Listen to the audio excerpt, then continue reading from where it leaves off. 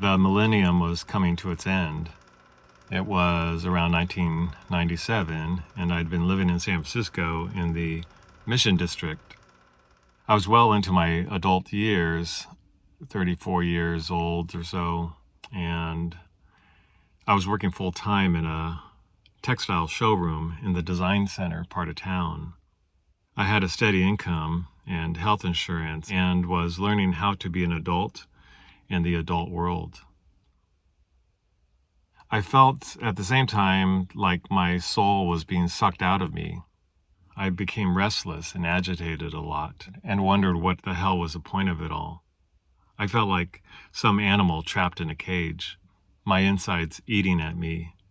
I felt stuck. And so after leaving the job, I decided to go to Mexico on some of my savings.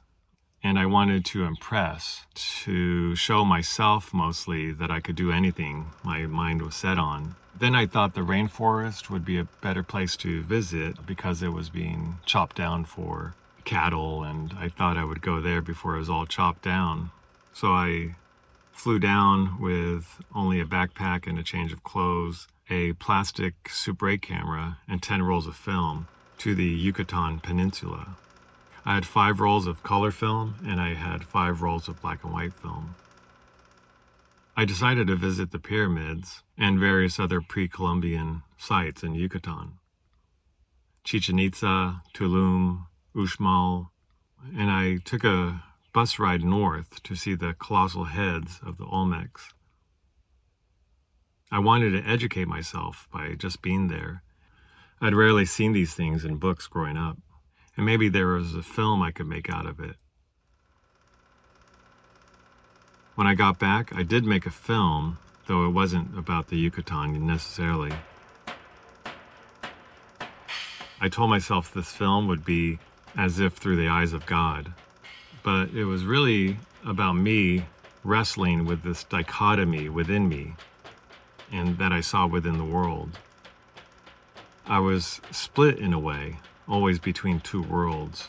There was the Christian Western world with the colonial mindset. Then there was the natural world, the world of trees and living things, the world of God and evolution. The results of colonialism were all around us. You could see it in the cities, in the cars, the streets, the buildings, concrete all over the earth. I was in a way bifurcated, always of two minds. I'd always been a self-conscious person. I would describe it to others as being half in or half out, half inside me in the safety of my thoughts and half out, connected to others. I was looking for more of a wholeness. I was looking for a home within myself, though I had only found it in being an artist. It's not that I went out of my way trying to be bohemian or an artist or anything. I did have big dreams, but I was discontent and I didn't really want to be who I was. I had self-doubt. I wanted to settle into something truly me. I wasn't finding it through the work world.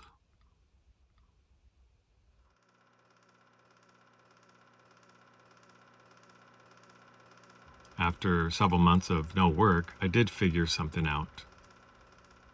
I got a part-time job and became a teacher, teaching after-school programs for youth. Teaching was kind of a natural for me. When I was young, I was mentored and taught animation by my older brothers, and it was natural for them to share their creativity with me. So with teaching, I felt like I could do the same with others. I remember being in my older brother's room, for example, and we would put on some music.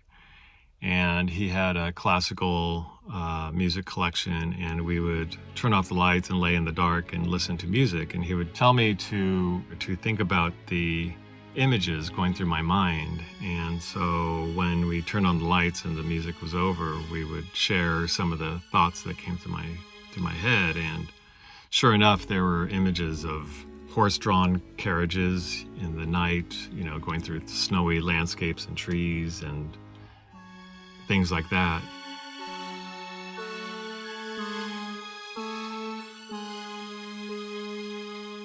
And later, as I became a teacher in a university level, I was able to do this exact exercise with my students, and we would listen to music in the dark, and then we would share some of the things we've seen and write down these images and these scenes, or would draw them out in pictures.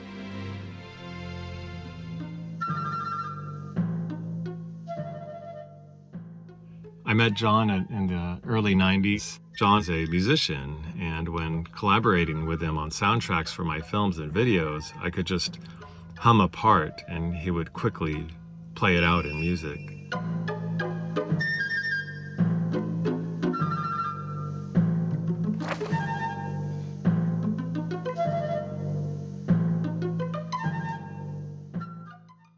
Some of my projects I saw as taking on the role of shaping my personality. This would mean bringing myself more and more into my work. I'd been encouraged to do this by my friend Claire, who had me in her own work, as we donned various costumes and created various personas and acted in each other's videos. I playing parts in hers, she playing parts in mine. In those times, I had heard the phrase identity politics, and it seemed to me that the point of identity politics was to understand who we were within the larger culture. It was a way to embrace our various identities, to respect them, to feel proud and strengthened by a sense of belonging to others who were of the same group, and not getting lost or grinded up by conforming to the unconscious mainstream machine of the system. Mostly, I identified as being an artist. I couldn't say I was white, not really. But throughout life, I was identified by others. I was just me. When it came to marking the boxes on a form, it wasn't white that I marked. I didn't ask to be identified.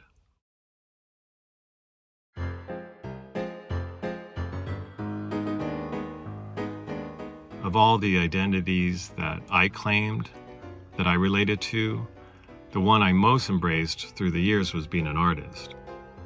The artist identity gave me license to play and to go crazy. But I knew I also had to let that go. I had chosen to identify as an artist so long ago, it felt almost who I was. It was the identity that I clung to, that I pushed out with, that I hid behind. But as they say, the only way out is through. I decided I would embrace the artist, and then maybe one day I could let that identity go.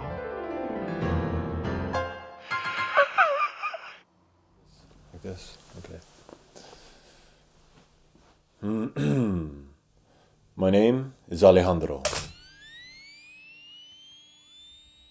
I decided to make a video and push myself, push my personality, and to, in a way, pull me out of my comfort zone.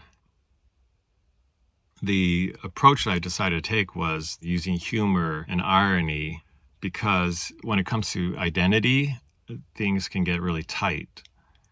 And I thought it was best to laugh about it, to have some kind of a emotional release.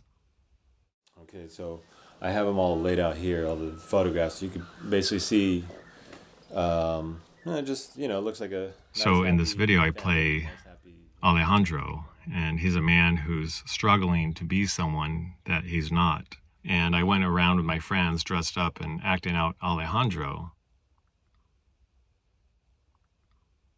So this is John playing Derek, and Andy playing Dog. And we're playing basically upper class people living their upper crust lives. And so I wanted to play with class, identities, and race, and gender identities as well. I identified with the character because I sort of saw myself as somebody who was trying to fill a role, trying to be like a, quote, real man. And so that's the idea, is that this character is trying to be a man, and he's pretentious and he's puffing himself up, pretending that he's a success, and when actually he's really looking around for approval and praise. Some of these personas that I created were embarrassing for me to play and to watch, and that was the point. They were purposely created to make me embarrassed and to make me laugh and loosen up. When I started to teach at university level, I chose to stick to this freshman course in visual storytelling. It was something that I knew about and that I could teach. I would often bring into the classroom a style that I learned from mentors like George Kuchar, who taught an underground cinema class at the Art Institute. And there, the students would all basically help George make a film. And so he would come up with a basic idea, and then we'd help him out and act in his films.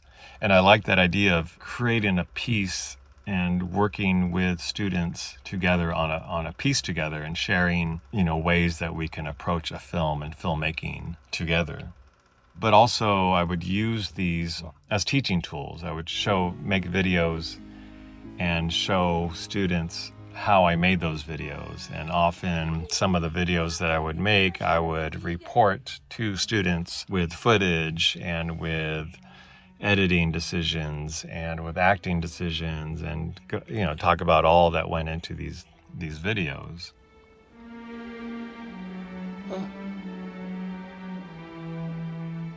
I look back at this time and I can see that I still had personal struggles, and social anxiety was something I would still be dealing with even as I was in front of others. But just to be in front of others, in a classroom setting was in a way a measure of how far I've come.